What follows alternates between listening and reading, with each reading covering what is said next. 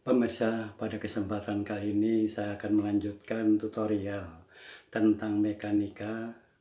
Kalau bagian pertama kemarin adalah mekanika tentang gerak berubah pada bidang datar, sehingga perubahan kecepatan itu karena timbul adanya percepatan. Di sini rumus yang dipakai tetap sama tentang gerak vertikal, di mana gerak vertikal di sini saya bagi menjadi dua bagian. Pertama adalah gerak jatuh bebas, kemudian yang kedua adalah gerak vertikal ke atas. Untuk gerak jatuh bebas sebagai pengantar, bahwa benda kalau dijatuhkan, yang kita perhatikan di situ pada saat dijatuhkan, kecepatannya berapa, itu dinamakan kecepatan awal.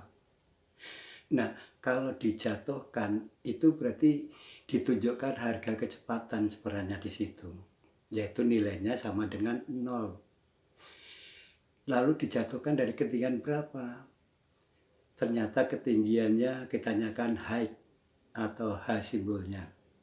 Sampai menyentuh lantai atau tanah, maka ketinggiannya itu dinyatakan H. Waktu yang dibutuhkan dari dilepas sampai jatuh itu yang dinamakan waktu T. Kemudian kecepatan sampai di tanah itu adalah VT.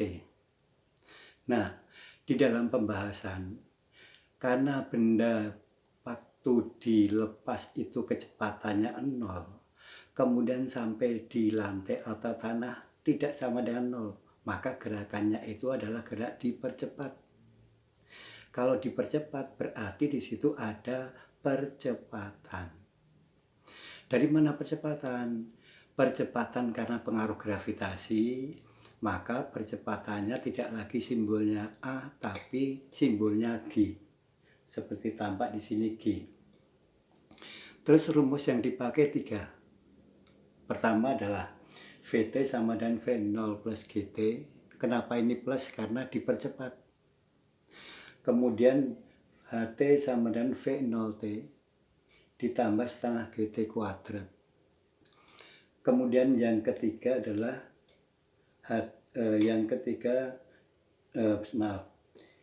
untuk ketinggian, karena V0-nya 0, maka ketinggiannya kita tulis setengah GT kuadrat.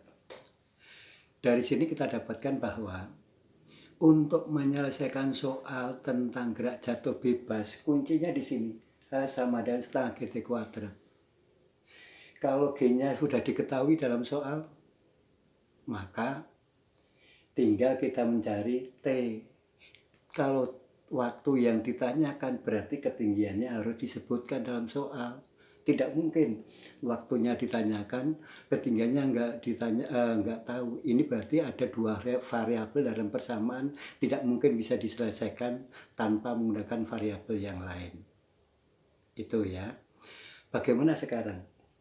Kalau tadi yang kita perhatikan hanya ketinggian dan waktu. Kalau waktu diketahui karena jatuh dicatat dengan stopwatch, maka ketinggian yang ditanyakan. Tetapi kalau di dalam soal ketinggiannya diukur, ketinggiannya, berarti yang dicari nanti adalah waktu T. Rumusnya pakai apa? HT sama dengan setengah GT kuadrat. Kemudian karena T kuadrat di sini yang kita cari adalah T, maka kita pindahkan. Ya, pindah. Terus T yang tak dapat akar 2Hg. Nah, kalau kalian sudah menulis T sama dengan akar 2H per G, tidak usah mikir lagi ini HT sama dengan setengah GT kuadrat. Cukup pakai ini. Tapi kalau T akar 2H lupa, berarti kamu harus kembali ke HT sama dengan setengah GT kuadrat. Itu ya. Lalu bagaimana soal kalau misalnya kecepatan pada saat menyentuh tanah yang ditanyakan? Ini untuk soal seperti itu nggak mungkin terjadi. Karena untuk soal itu juga harus rasional. Itu yang harus kalian ketahui. Kita ambil contoh.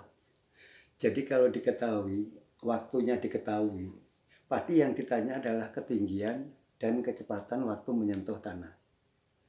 Lalu bagaimana kalau ketinggian diketahui? Kalau tidak waktu yang ditanya, berarti kecepatan. Intinya adalah besaran-besaran untuk jatuh bebas. Itu yang kalian tahu adalah waktu, ya. Waktu, kemudian kecepatan akhir, ketinggian, hubungannya seperti apa ini? Ini kuncinya ya, di dalam menyelesaikan soal jatuh bebas. Kita lihat dari sini.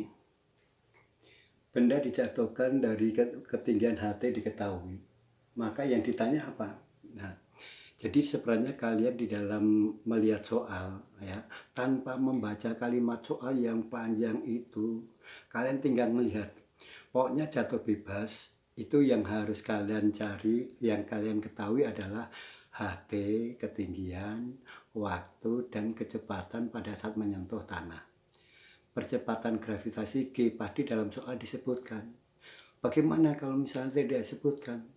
Kalau tidak disebutkan, itu secara umum G kalian beri angka 10 meter pada T kuadrat. Jadi dalam fisika, kalau G-nya tidak dicantumkan nilainya 10 meter pada T kuadrat, itu dasarnya dari kecepatan rata-rata dari percepatan gravitasi bumi. Kemudian, kalau tadi adalah ketinggian HT sama dengan setengah GT kuadrat, ya, ini G-nya kan sudah ada. Terus, nah tinggal HT dengan T. Mana yang mau dicari? Kalau ditanya T, hanya tadi diketahui. Bagaimana T-nya diketahui? Ditanya hanya tidak diketahui. Ya soalnya salah, tidak sesuai. Itu yang harus diperhatikan. Kalau misalnya T-nya diketahui, berarti yang ditanya ketinggian, ya.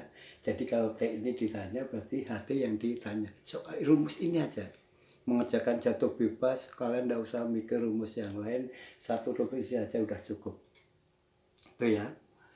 Nah, supaya ringkasnya, untuk gerak jatuh bebas, ya, tulis VT sama dengan V0 plus G kalikan T, karena V0 nya tadi kan 0, tinggal VT sama dengan G kalikan T.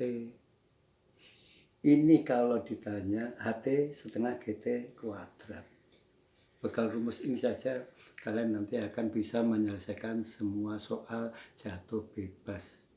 Kalimat dibuat apapun, kalau kalian udah tahu kata kuncinya ketinggian, waktu, kemudian kecepatan di saat menyentuh, ya itu saja yang dipakai simbol-simbol besaran.